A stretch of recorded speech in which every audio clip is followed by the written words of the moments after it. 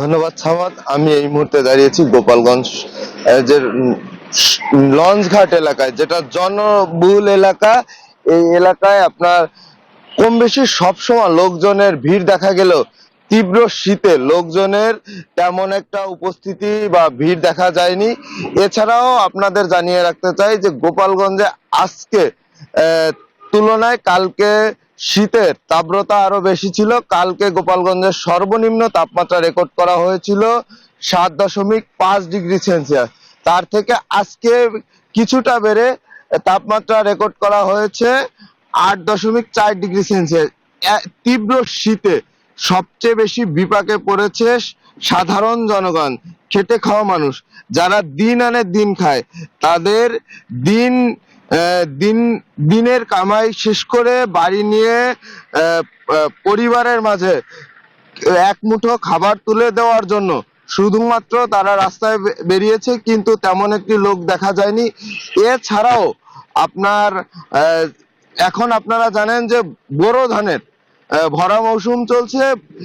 তীব্র শীতে গোপালগঞ্জের বোরো ধানের যে কৃষকরা রয়েছে তারা কৃষি জমিতে যেতে কিছুটা সময় লাগতেছে, এতে বড় ধরনের ক্ষয়ক্ষতি হবে। এছাড়াও আমরা ডাক্তারের সাথে কথা বলেছি, তারা জানিয়েছে তীব্র শীতে গোপালগঞ্জে ডায়রিয়া এবং শ্বাসকষ্টজনিত রোগ নিয়ে বিশেষ করে আপনার শিশু এবং বৃদ্ধরাই বেশি আক্রান্ত হয়ে হাসপাতালে চিকিৎসা নিচ্ছেন। এই ছিল গোপালগঞ্জে শীতের সর্বশেষ। চলে যাব মাদারীপুরে রিজভি ভাইয়ের রিজভি।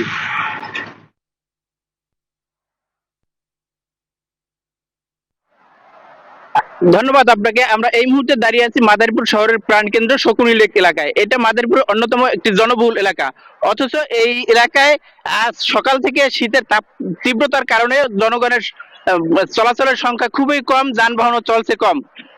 শুধু কিছু খেটে খাওয়া মানুষ একান্তই একেবারে জরুরি প্রয়োজন যারা রয়েছে তারাই শুধু বের হয়েছে, তাদের সংখ্যাও খুবই কম।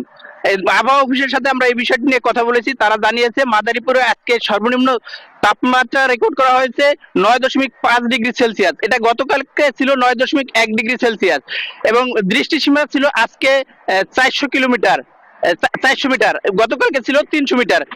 এই এই শীতের তীব্রতার কারণে কৃষক, সাধারণ মানুষ, শ্রমজীবী মানুষ তারা পড়েছে বিপাকে। আমরা হাসপাতালেও কথা বলেছি, হাসপাতাল জানিয়েছে এই শীতের তীব্রতার কারণে ঠান্ডাজনিত রোগীর সংখ্যা বেড়েছে। এই ছিল আমার কাছে শীতের তাপমাত্রা নিয়ে সর্বশেষ খবর। ধন্যবাদ আপনাকে।